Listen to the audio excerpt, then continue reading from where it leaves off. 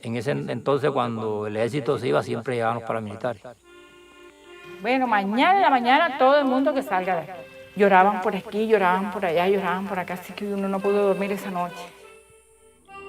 Muy poco me gusta mencionar eso que pasó en Montemaría, porque yo detesto ya escuchar desmembrar, degollar, matar, descuartizar, a mí no me gusta escuchar eso ya. Tiro Fijo se paseaba por aquí. Guerrillera, hijo de puta. No aceptamos un destino distinto al de la paz.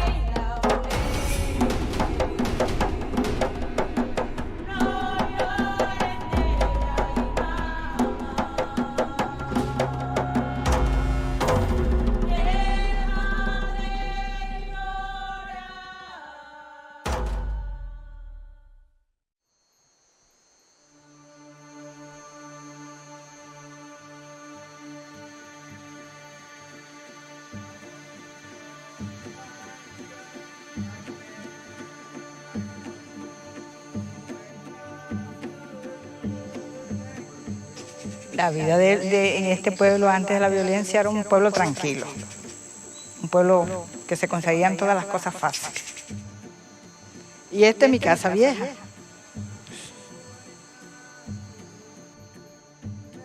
Teníamos 4 cuartos. Vivía mi esposo y 7 hijos.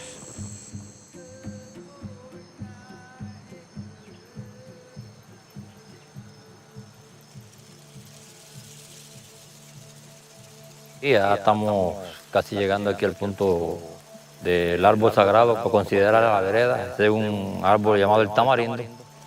Nuestro testigo mudo, que fueron donde fue el epicentro, donde sucedieron los hechos y donde la historia aquí empieza de nuevo.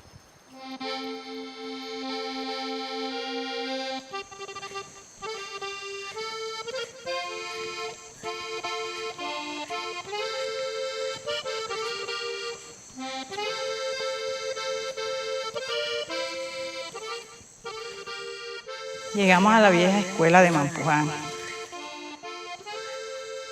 Yo duré 2 años trabajando en la escuela.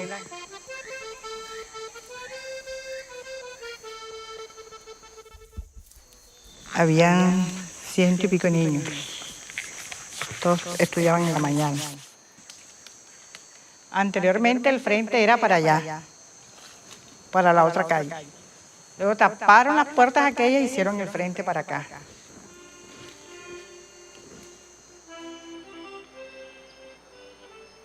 Yo presentía que se iban a suceder hechos.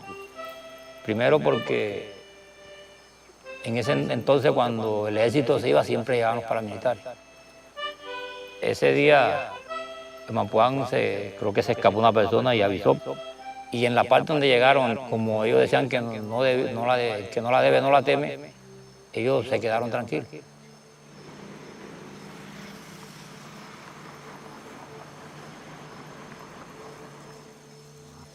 Muy poco me gusta mencionar eso que pasó en Montemaría, porque yo detesto ya escuchar desmembrar, degollar, matar, descuartizar, a mí no me gusta escuchar eso ya.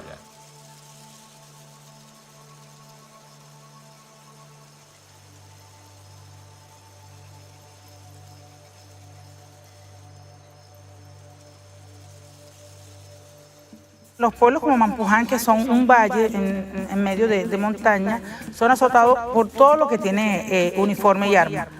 Por el mismo ejército, por la guerrilla, por los paramilitares. Entonces la guerrilla llegaba, tenía sus campamentos, por decirlo así, más arriba en las montañas, entonces necesitaba bajar a buscar comida, necesitaba bajar a quien les motilara, necesitaban bajar a buscar gallinas, cosas, y el pueblo tenía que entregárselo. Y si no se lo entregaban, entonces eran objeto militar. Entonces, ¿qué decía uno? No, aquí hay colaboración. Entonces, si le cortamos esto a la guerrilla queda sin la logística. El día viernes, 10 de marzo del año 2000, llegaron los paramilitares a Mampuján y dijeron que iban a pasar a Las Brisas y si regresaban en la mañana y alguien estaba, los masacrarían. Cogiendo la gente de las casas, para la plaza, todo el mundo. Dejan ahí insultando a uno. Dejen eso, guerrilleras. Son todos unas guerrilleras, guaputa. Bueno, mañana en la mañana todo el mundo que salga de aquí. Lloraban por aquí, lloraban por allá, lloraban por acá, así que uno no pudo dormir esa noche. Aquí fue donde masacraron a los 12 campesinos, habían unos colgados aquí, cabeza para abajo, pies para arriba, y eso fue muy duro para nosotros y para la vereda. Aquí en este tamarindo prácticamente murió 5 miembros de mi familia. Ellos prácticamente no sabían a qué iban a hacer en el tamarindo. Y como el único que puede contarlo es nuestro árbol, testigo mudo, así que prácticamente esas últimas palabras nadie las conoce.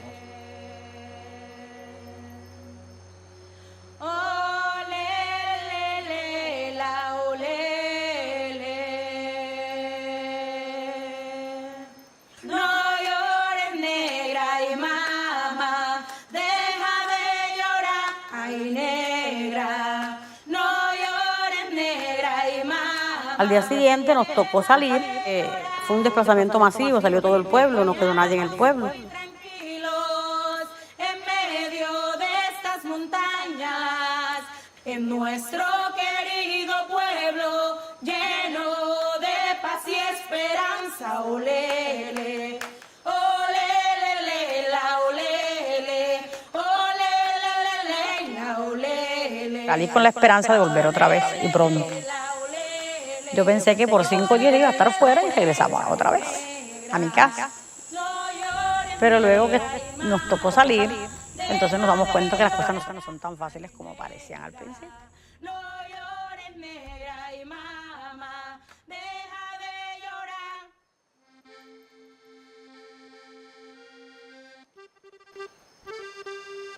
Ahora mismo estamos aquí en la reubicación que se dio a Mampuján. Nos reubicamos. Muy buenos días, mi nombre es Adolfo Vargas y hoy estaremos en la tercera emisión de la Bitácora de Diseño Industrial.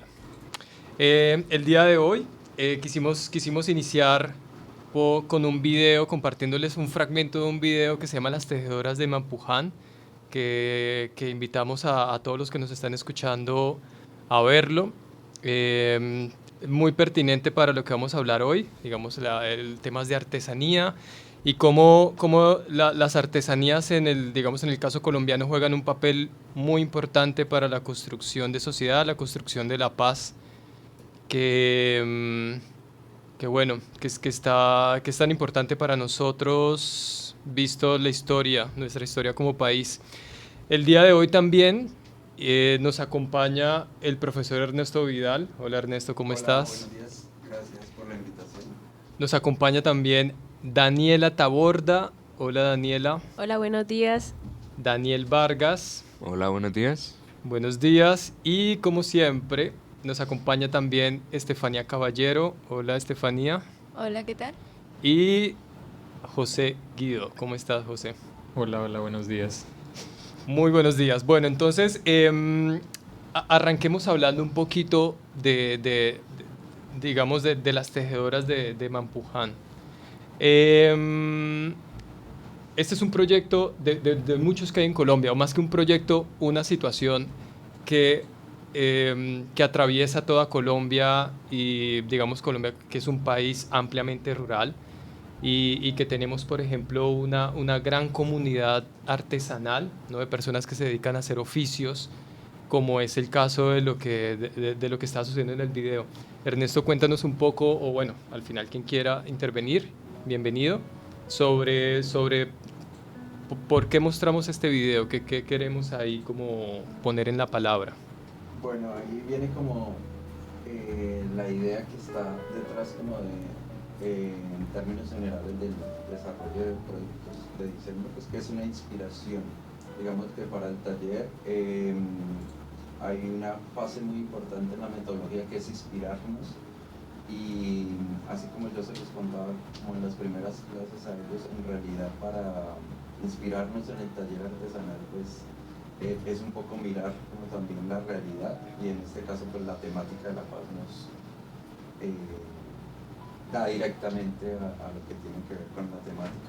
Entonces en el caso de las tejedoras de Manu Puján es como esa comunidad de estas mujeres toman una experiencia no tan gratificante y al final la convierten como a través de sus oficios como en algo que quieren rescatar, mostrar y que no se olvide. Eso también creo que era muy importante para lo que queríamos hacer. Ahí quisiera como mencionar un poco que también esa fue como la actividad inicial. No sé si de pronto Daniela y Daniel nos pueden compartir un poco de eso, y es como que hicimos una actividad muy como por fuera de lo que sería la clase, y es como contar cómo cada uno de ellos percibía la paz en relación a una vivencia, no sé, personal.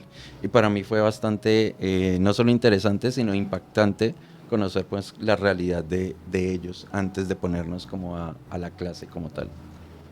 Bueno, realmente con la actividad al principio, como todos, creo que todos no entendíamos un poco lo que pasaba.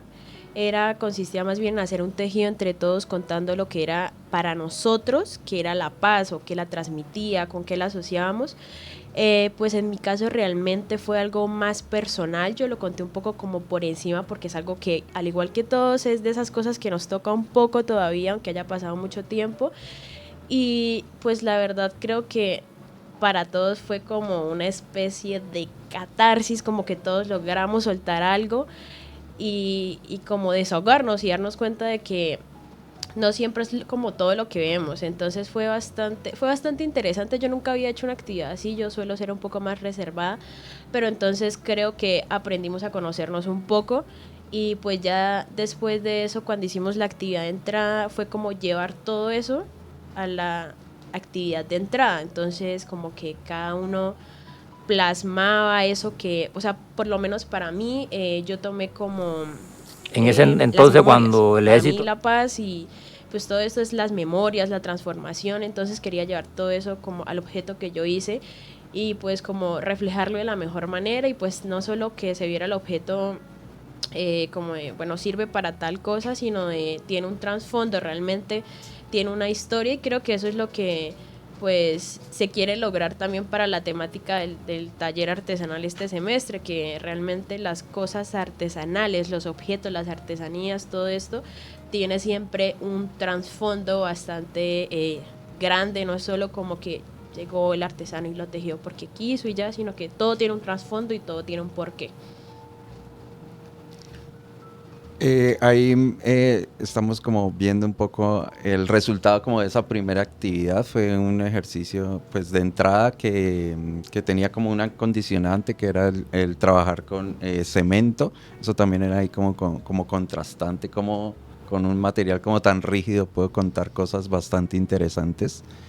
Y que siempre, digamos, es como el inicio como de ese taller artesanal. Siempre me interesa que detrás de los proyectos haya algo por contar, más allá como la esencia del producto artesanal.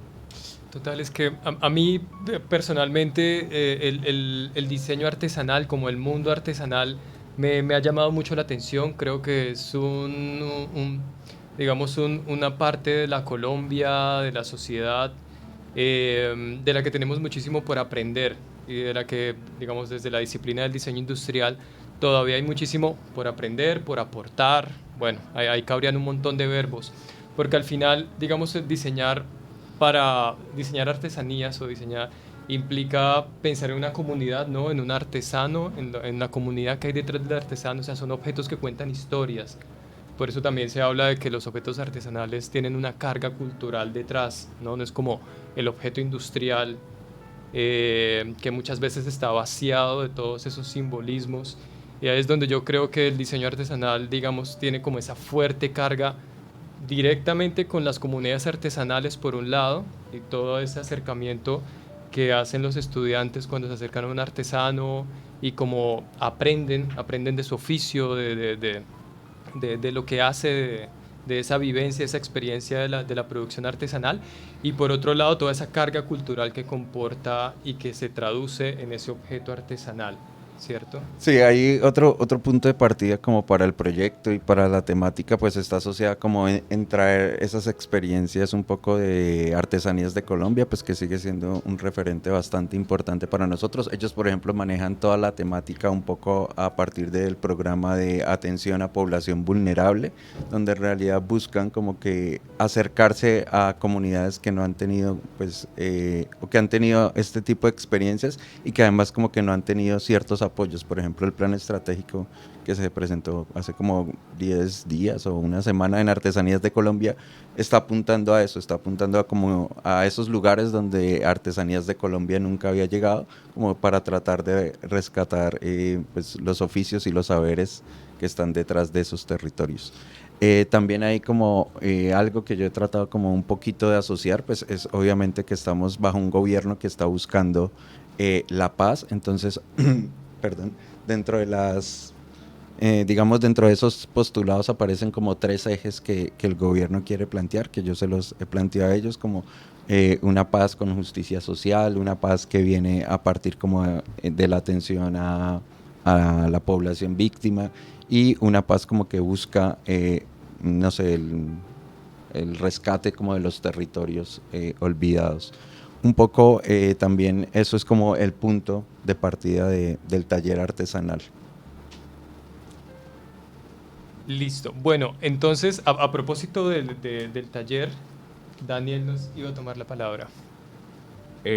Pues yo iba a decir más que todo lo que el profesor Adolfo tenía razón a la hora de, digamos, la artesanía es algo que, más que hablar de artesanía para la paz, es algo como que no queremos dejar morir. Siento que suena muy feo, pero la artesanía está como, no se le da el valor suficiente o la atención suficiente a la artesanía, porque en todo lo que hemos aprendido en la clase del profesor Ernesto de artesanías y lo que viene detrás de ellas, digamos, hay algo que contar, hay una cultura que no queremos dejar morir, una técnica que queremos enseñar, resaltar. Hay muchas cosas, digamos, sobre todo lo de las culturas, porque la artesanía viene más de ahí. Digamos, uno ve una artesanía y en la artesanía hay algo que contar acerca de la cultura. Lo usamos para, no sé, como lo decíamos en clase, un ritual, algo que representa en nuestra comunidad. Es algo simbólico para nosotros y no queremos dejarlo morir. Entonces, digamos, no sé, me parece que la artesanía se toma más por que la gente ve algo bien hecho, algo industrial y prefiere eso a embarrarse las manos y decir yo quiero esta artesanía porque simboliza esta cultura y sé lo que hay detrás y me interesa mucho saber acerca de ello y me gusta tenerlo conmigo. Digamos, en mi caso me gustan mucho las artesanías, más que todo por eso, porque siempre hay algo que contar, sea decorativo o sea simbólico. Sí, y más que todo se les da como un vínculo emocional, la humanidad se proyecta en lo que es artesanal, sobre todo por lo que ya habían comentado de la parte manual. Es más propio, es más personal, es más la esencia de la persona proyectada hacia un objeto, y cuando tú lo compras o lo recibes de regalo, generas un vínculo también con ese objeto, generando mayor historia al sí mismo. Claro, porque pues la persona que presenta esa artesanía lo hizo con sus propias manos. Decía, por ejemplo, en la actividad que hicimos con el profesor Ernesto de trabajar con cemento, pues es un material que nunca habíamos trabajado, y con base a la actividad de algo que representara la paz para nosotros, íbamos a realizar esa actividad. Y digamos, en mi caso, le decía yo al profesor, es algo que yo hice con mis manos, que hice con un sentimiento de por medio y que quería representar algo. Es más que todo, digamos, a lo que va la artesanía. El artesano lo hace con sus propias manos, con un sentimiento, con algo que quiere mostrar y algo que no quiere dejar que se quede en el olvido. Y también fue algo acerca de ¿te acuerdas? Una lectura que el profesor aquí nos puso, algo que a nosotros dos nos llamó muchísimo la atención, era que era como un fragmento que decía que cuando uno adquiere una artesanía, no solo adquiere el objeto, sino una parte de la persona que hizo esa artesanía. Algo así más o menos era. Entonces, creo que uno cuando entra al taller realmente empieza a percibir las cosas de otra forma, porque creo que todos hemos caído en algún momento en el error de que si yo veo una artesanía solo la tomo como un souvenir, como un recuerdo, como algo ahí muy... y no le damos como realmente el valor que tiene. Entonces creo que todos nos dimos cuenta de eso cuando entramos al taller.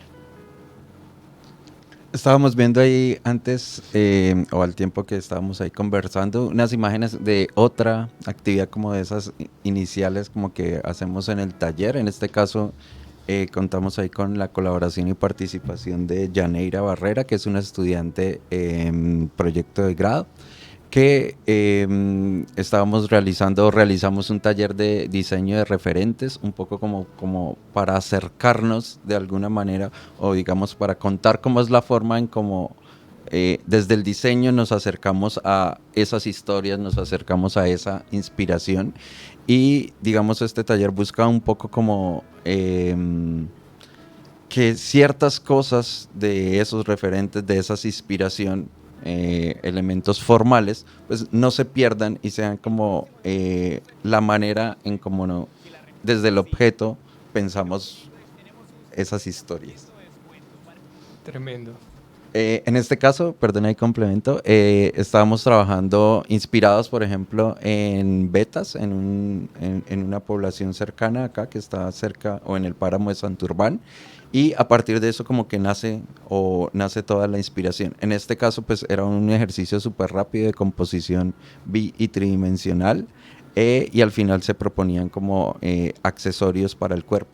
Pero en realidad un poco la idea no es como, y que siempre como que trato de hacerlo, no es pensar en el objeto y en la función como siempre lo pensamos, sino pensar cómo esos referentes, cómo ese lugar, cómo esas historias de ahí, pues de alguna manera se ven reflejadas en los objetos al final, pero va a importar más la historia, va a importar más lo que cuente que otros aspectos. Por ejemplo, en esos procesos comunitarios importa muchísimo el proceso, y que muchas veces termina la comunidad creando como esa cultura material, pero al final casi que del mismo peso que tiene el objeto mismo, y muchas veces a la artesanía, a propósito de lo que ustedes nombraban ahorita, se le juzga. Nosotros muchas veces jugamos los objetos desde la función práctica, ¿no? Como hace bien su función, y muchas veces ahí comparando eso, la función práctica de un objeto artesanal con un objeto industrial, digamos, a veces es como que no tiene mucho sentido, pero estos objetos tienen, como ustedes lo nombraban ahorita, ¿no? Como esa parte sensible. Siento que tejen invisiblemente una comunidad, ¿no? Esa cultura material, la cultura pues teje la comunidad, haciendo también como una metáfora del tejido, que a propósito es como el oficio madre de Colombia, el oficio madre de Santander es la tejeduría, y bueno, de paso las mujeres tejedoras. Vale, ahí anclo un poquito esa historia detrás como de los tejidos, no solo porque empezamos como tratando de tejer algo entre nosotros, sino porque en realidad pues estamos en un territorio que tiene gran tradición desde los tejidos, y una de las cosas como que siempre ha sido para mí el reto pues en el taller es como todo lo artesanal es algo que está fuera del aula de clases, está cerca en el campo, está cerca en el lugar, como en los lugares cerca al entorno, pero no está en la ciudad. Entonces uno de los grandes retos es como que de alguna manera podamos acercarnos a eso. Este semestre tuvimos la fortuna de poder volver a realizar una salida técnica visitando el territorio de Santander, que tiene tradición desde los tejidos. El fin de semana pasado estuvimos visitando Curití, estuvimos visitando Barichara, estuvimos visitando en Curití Ecofibras y en Barichara estuvimos visitando Formas de Luz, que es un taller de diseño artesanal. Estuvimos visitando la Fundación San Lorenzo, que es un lugar donde se trabaja con la fibra del papel, con las fibras naturales. Y estuvimos en el taller de cerámica terracota y finalmente estuvimos con Canastos Dornico, que trabaja toda la tradición del bejuco o la cestería en bejuco. Entonces para mí es súper importante como ese acercamiento que en realidad pueden tener los chicos o los estudiantes al escenario real de lo artesanal, a estar ahí en contacto con los materiales, con las historias, con los saberes, con los referentes. Y siempre es como para mí que después de esa salida empieza como un nuevo taller o una nueva visión del taller, que digamos es la que estamos ahorita, como ahora sí volviendo en realidad o materializando un poco esas historias. A propósito de esa salida, ¿cómo les fue? ¿Qué se traen de por allá? Pues empezando por, digamos, por el recorrido, comenzamos por Curití, Sí. por Ecofibras. Al principio, bueno, llegamos a Curití, vimos el parque y sus alrededores. Ya adentro de Ecofibras en la entrada tiene sus tiendas de artesanías, de todo lo que ellos elaboran. Y más adentro está todo su taller, lo que es el manejo de la fibra, la elaboración, el teñido. Y ahí es donde uno, pues, piensa, mira las artesanías ya finalizadas y uno la ve y dice, qué bonito, pero no conoce el trabajo, el proceso que hay detrás, que en realidad es muy complejo. La persona que elabora esas cosas en fique, las artesanías, es una persona que debe tener muchos conocimientos porque es algo muy complejo que puede durar desde días hasta semanas, desde lo que es el teñido de la fibra, el tejido, y para llegar a ese producto final.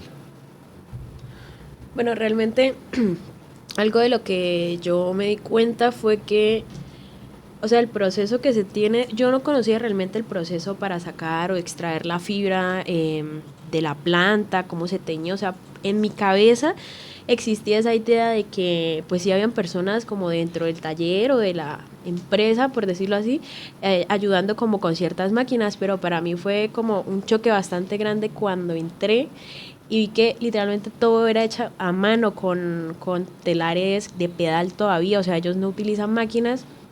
Y a mí me llamó mucho la atención. Pues yo le pregunté a la persona que nos dio el recorrido, a la persona de Ecofibras, y ella decía que eso se hacía, que ellos fácilmente podían pasar a la maquinaria, pero ya no era lo mismo porque realmente el hacer todo con las manos, el hecho de que la persona que estaba hilando la fibra ahí se cortara, ya tuviera ese callo, ya tuviera esa experiencia, todo eso le daba un valor como agregado al producto al final, y para ellos eso era más importante, aparte que ellos teniendo personas ahí dentro, haciendo todo a mano, garantizan el hecho de que esa tradición no muera, de que esas técnicas que ellos utilizan para tejer o para teñir la fibra, pues se conserven, y además de eso, pues mantienen a las personas con empleo, que para ellos era muy importante, como las personas durante el proceso era como lo más importante. Y pues incluso nosotros compramos unos monederos pequeños. Mi mamá se enamoró cuando yo le comenté cómo hacían todo ese proceso. Ella misma me decía como y pensar que las personas tenemos como ese error o esa manía de pedir una rebaja por un trabajo de esos, porque lo hacemos cuando realmente tiene demasiado trabajo detrás. Entonces creo que para todos fue bastante como un choque bastante impresionante, y después de eso, cuando llegamos otra vez acá a la universidad a clase, pues ya todos como que concebimos todo ese proceso de una forma diferente, porque uno se da cuenta realmente de todo el esfuerzo que hay detrás y toda esa carga simbólica que tiene. No, y creo que hay algo que me gustó mucho de lo que observamos en la salida, y es cómo es la apropiación que tienen de todas las artesanías, y digamos cómo uno puede observar estas artesanías en todo lo que hacen, lo que construyen dentro de estos mismos lugares por donde pasamos. y cómo tiene todos estos diferentes usos. Habían unos usos que le daban como objetos que se colocan en el espacio público de la ciudad, como asientos, etcétera. Era algo que me gustaba mucho y que me parecía como muy interesante cómo mantienen su identidad y cómo no dejan perder esa identidad de las artesanías. Y las lámparas que habían en la calle también, o sea, era todo tejido. Y pues sí, uno se da cuenta de eso, de que llegaba y se da cuenta que ahí realmente conservan el tejido, porque todo se puede ver en las calles. Creo que en las fotos también está la lámpara, que hay una esquina, una lámpara súper bonita, y todo el mundo quedó embobado viendo esa lámpara porque era algo que estaba en el espacio público. Sí. A mí me encanta ver a ustedes, digamos, diseñadores en formación, hablar así tan sentido sobre las artesanías, porque ustedes lo nombraban ahorita de cómo incluso la misma disciplina ha estado ahí como, pues ha hecho parte un poco la disciplina, la violencia en Colombia, la guerra, ¿no? Todo eso ha Sí. afectado un montón esas comunidades. Nosotros al mismo quehacer artesanal desde el diseño industrial, pero siento que estamos en momentos de revalorización de eso y de verdad que me gusta mucho escuchar cómo ustedes los motiva tanto el tema, porque siento que lo artesanal sin duda juega un papel muy importante en la construcción de una nueva Colombia. Ahí estamos viendo unos ejemplos de formas de luz, ¿no? Sí. Ese Tan fue preciosos. Eso ya fue Estoy Barichara. enfrente, Barichara. El trabajo que tienen con el mimbre me pareció también muy, muy bello, o sea, era una estética muy agradable. Creo que era la chica que trabaja en formas de luz. Ella Muriel Gardener. Muriel. Sí, ella viene de Francia, ¿cierto? Sí. Sí. Y digamos que tiene una estética, ella ha trabajado con lo que viene a ser artes, y tiene una estética muy interesante. Es como unir los conocimientos de las artes y lo que viene a ser la composición, conceptos básicos de diseño, a aplicarlos en los objetos artesanales y la forma en la que los aplica, dándole también ese valor agregado de esos conocimientos que trae alguien como puede ser un diseñador, y luego se ven reflejados en estos objetos. Es algo muy, muy, muy, muy genial. Sí. Ahí también aparece un poquito como esa idea como que también he tratado de inculcársela para el desarrollo del proyecto. Digamos que tenemos ahí un nombre muy general que es Artesanías para la Paz, pero que en realidad está todo un significado detrás, y justamente es lo que estaba contando José David. En asocio como a pensar que detrás de esos objetos, y no sé si estoy equivocado, pero creo recordarlos en la salida, o creo recordar a Muriel o a ustedes preguntándole un poco como que más allá de esa funcionalidad del objeto estaba como una poética que había como detrás de ese objeto y que ella lo transmitía de forma como muy, muy clara.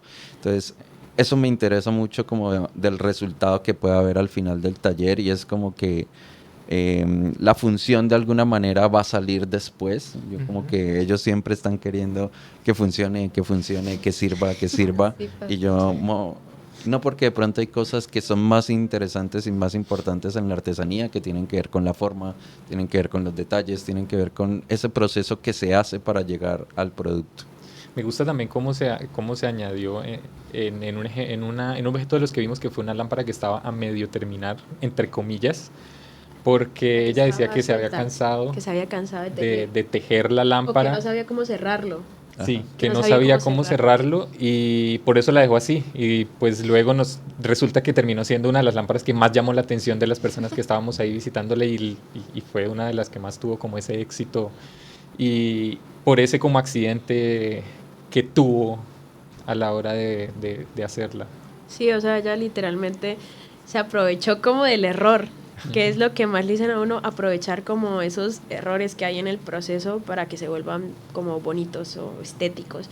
Y cuando ella dijo, no, pues es así porque no sabía cómo cerrarla al principio, entonces eso fue bastante chévere. Y lo otro que también nos llamó la atención fue que los muebles que ella hace, las mecedoras, la parte de la cama, el cabecero, todo esto era puro retal de mimbre porque no querían desperdiciarlo. Entonces yo le pregunté si ella como tomaba el mimbre y le daba la forma que quería, y ella dijo que no, que los muebles iban acorde a la forma que tenía el mimbre, porque como ellos dejan como los extremos, aprovechaban esos extremos y muchas veces lo que hacían era que el mueble tuviera esa forma y todo se veía como pulcro, súper estético, pero al mismo tiempo se da uno cuenta de todo el trabajo que había ahí, y ahí estaba, incluso creo que había atrás una persona del equipo de ella tejiendo una lámpara, y ella también nos estaba contando un poco de todo lo que hacían ahí.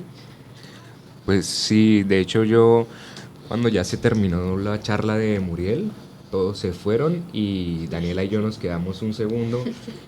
Ella estaba por allá y yo me quedé hablando con Muriel, y algo que me pareció muy interesante fue las formas y de dónde las saca ella para elaborar sus lámparas, sus muebles y todos sus objetos. Y ella pues terminó diciéndome que a él le gusta mucho la experimentación, como lo dice Daniela, digamos, el mimbre viene con su forma natural y ella se agarra de ahí, toma esa forma y saca el producto final de ahí mismo. O lo que decían de la lámpara, que se había cansado de tejerla y lo había dejado así. Le gusta como experimentar con esas cosas, no dejarlo en lo mismo de siempre, sino como sacar algo diferente que es más llamativo. Y precisamente ella me decía eso, que lo extraño, lo fuera de lo común, a veces lo llamativo es más, como que a la gente le gusta más. Sí. Aunque también decía que hay tipos de personas, las que les gusta lo extraño y lo fuera de lo común, y a las que les gusta lo típico. Lo convencional. Sí. Bueno, yo digamos, escuchándoles, digamos, tremendo potencial que tiene la artesanía para la construcción de paz, ¿no? Digamos, por un lado a nivel comunitario, y a propósito de lo que acaban de nombrar también, es un tremendo potencial también a nivel individual e interior.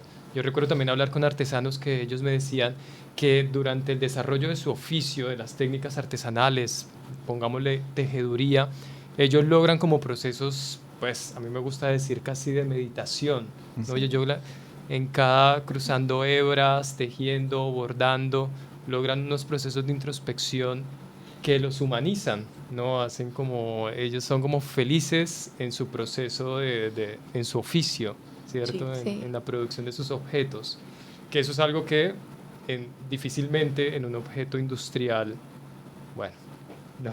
Sí, no que quisiera entrar tanto ahí. difícilmente se puede encontrar, y más que todo es algo que no les pueden quitar por más que lo intente el sector industrial, las industrias, la compra en masa, ya que cada pieza es única por sí misma. Nunca va a haber un cesto igual, nunca va a haber una lámpara igual, porque fue hecha a mano humana, y cada vez los procesos van cambiando según cómo vaya aprendiendo y según cómo va cambiando su ritual al momento de elaborar el producto.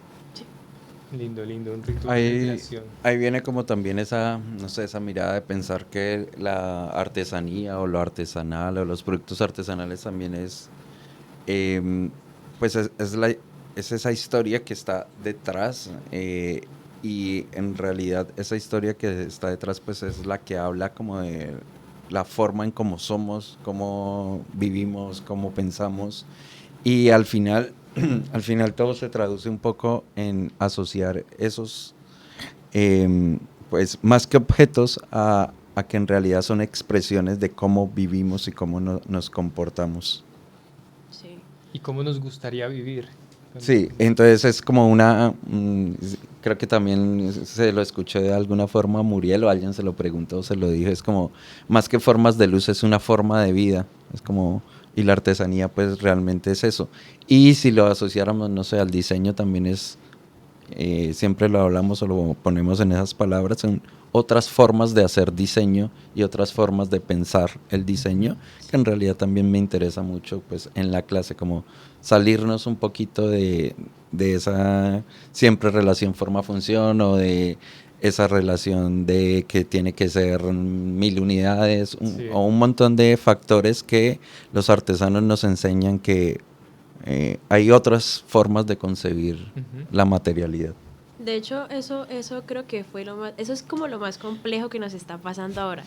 Porque en el grupo de nosotros hemos caído en el error 1001 veces de voy a hacer este objeto, pero va a funcionar para tal cosa. No. Siempre, desde el principio, desde que estábamos, antes de bocetar incluso. Desde antes de crear el producto ya se está buscando una funcionalidad. Entonces creo que pues para uno que tiene como tan metido en la cabeza de que tiene que funcionar, entonces uno como que olvida el resto, olvida el hecho de que también hay formas de contar historias, aunque el objeto no sea del todo funcional.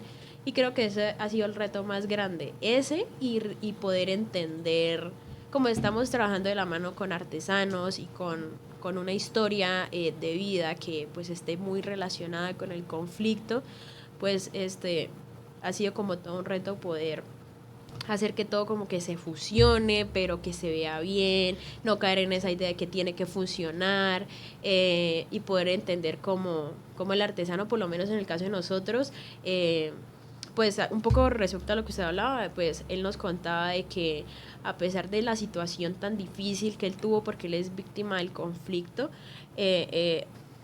como ese oficio que él tiene, él lo tiene gracias a eso. O sea, fue como un proceso bastante interesante porque, digamos, puede sonar un poco brusco y pues me disculpo, pero digamos una persona en la situación que él tiene de pronto se hubiese cerrado a la idea de que pues ya no puedo hacer nada, o ya las cosas no son iguales, o me voy a meter en la cabeza la idea de que ya no sirvo para nada. Él no, como que él le sacó provecho a esa situación, y de ahí nació como ese amor que le tiene él al oficio que hace, que es tallar madera, y pues, o sea, todo eso fue como bastante impactante. La historia de vida que tenemos también, o sea, fue como le explota a uno la cabeza literalmente viendo todo eso, y que detrás de todas las cosas que hacen hay demasiada historia y demasiado sentimiento, y por lo menos aunque uno intente aprender, esté ahí con ellos para que le enseñen, para poder sacar el proyecto y demás, realmente toda la carga que va a tener el proyecto al final es más que uno, también de ellos, porque creo que también como que lo aprovechan para poder contar esa historia de ellos. Ok, tanto dicho, tanto por decir. Y sí. Esto daría como para toda una temporada de la bitácora, todo lo que tenemos por decir. Bueno, se nos quedó por ahí en el tintero, por ejemplo, cómo estas comunidades, incluso ahora las encontramos en las calles de Bucaramanga. Que también es un temita bien largo por reflexionar. Bueno, hemos llegado al final, infortunadamente, porque estaba muy buena esta conversación, esto que estábamos compartiendo y reflexionando. Si alguien quiere compartir algo finalmente, por ahí. Pues en mi caso, pues lo que puedo concluir más que todo es que en el taller que están manejando ustedes, el artesanal, más que la funcionalidad, ustedes están buscando reflejar experiencias y historia a partir de el ser o la persona como tal, la historia que se refleja en un sector o lo que es un oficio como tal, lo que maneja el valor emocional y ya. Como otro tipo de funciones al final, no la práctica, sino... No es algo que se pueda ver de por sí. Más que todo nosotros como diseñadores industriales en proceso, siempre tendemos a enfocarnos más, pues como su nombre lo dice, en la industrialización. Sí. Digamos, no dejemos morir la artesanía por basarnos más en eso, sino que llevémoslo de la mano para no dejar morir esa esencia y ese sentimiento. Y rápidamente yo también concluiría un poco como, que es como con lo que concluyo siempre los talleres, es como esa invitación como a es darle el valor que tiene la artesanía, porque en realidad es nuestra historia. Muchísimas gracias, Ernesto, muchísimas gracias, Daniel, muchísimas gracias, Daniela, Estefanía y José. Muchas gracias a todos los que están escuchando. Nos vemos el próximo viernes. Feliz semana.